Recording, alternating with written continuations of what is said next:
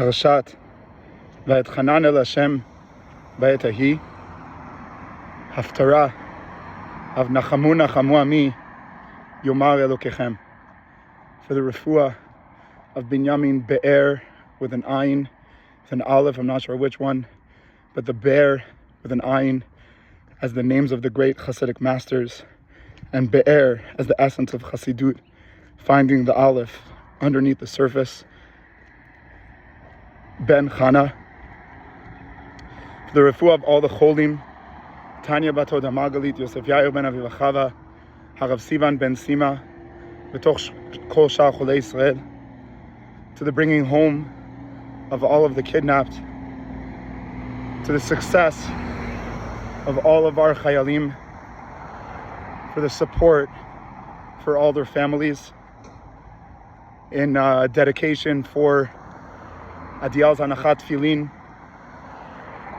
Bezrat Hashem, on the Thursday of this week, to begin the journey of taking the ideas and making them into details.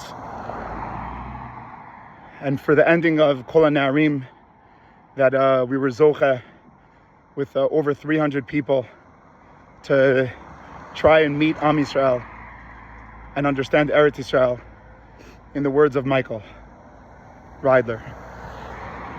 For this Dvar Torah,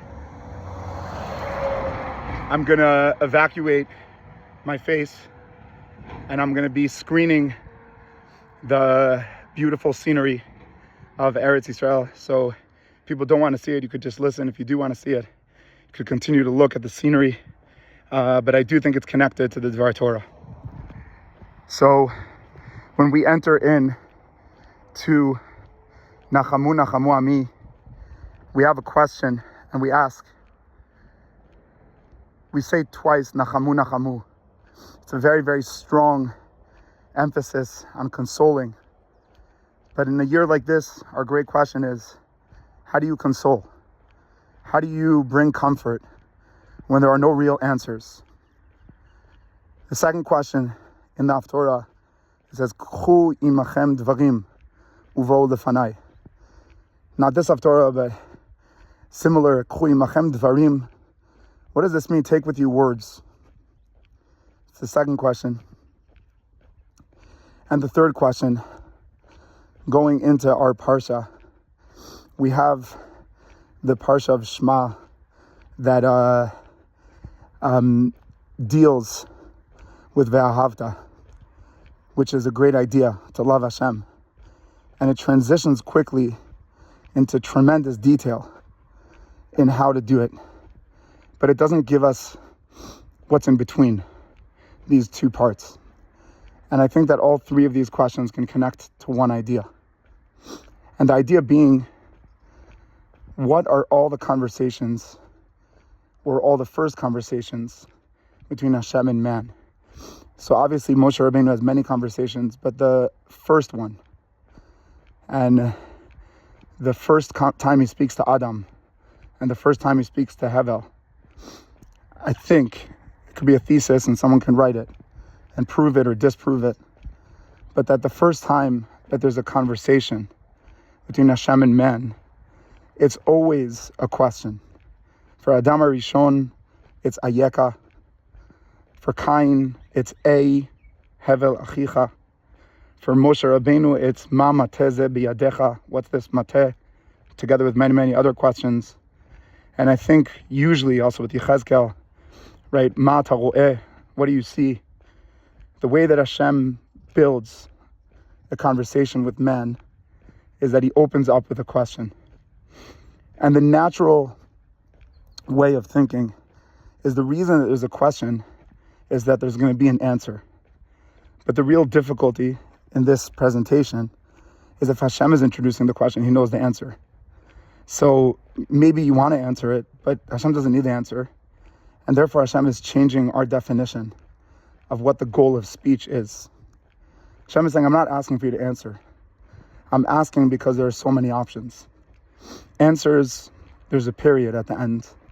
Questions that are deep questions, that are personal questions, have a question mark after them, which are fluid and moving. And they're actually making you open instead of close. And so the answers put periods and they stop us. And the questions, they open up new things. And maybe the Hashem is teaching us that the goal of all conversations is not to end the conversation, but to start it. To be able to be open to new ideas, to new options, to new people, to new opportunities. And maybe that can redefine the whole idea of speech. That the whole idea of speech is to not create conclusions, but to find more and more options. The freedom of not closing the door, but opening doors. The freedom of not ending the sentence, but opening them. And this being said, we can go back to our 3 questions. Khoi machem dvarim.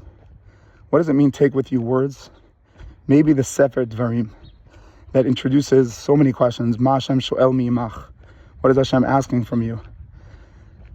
The book of Dvarim, the book of words, is really dealing with many options and with different types of neumim, a historical one, a mitzvot one, a halacha one that Moshe Rabbeinu describes. But that Sefer Dvarim is the essence of questions. And that it's saying there's a great question. You're transitioning from being together with Hashem, which is clear, to going into a land which will face you with many, many questions. And that is Sefer Dvarim, preparing you for the questions, enjoying the questions. So maybe that's Khoi Machem, Sefer Dvarim. Take with you this idea of finding options. And we say, Nachamu, Nachamu Ami. How are we going to bring comfort? And the answer in the Pasuk is, Dabru, speak. And maybe the idea of speech here, again, like the questions, is not to end the conversation, but Dabru, speak. If we were dealing with Tisha B'Av, that the essence of Avelut is that you can't talk. You can't speak to anyone.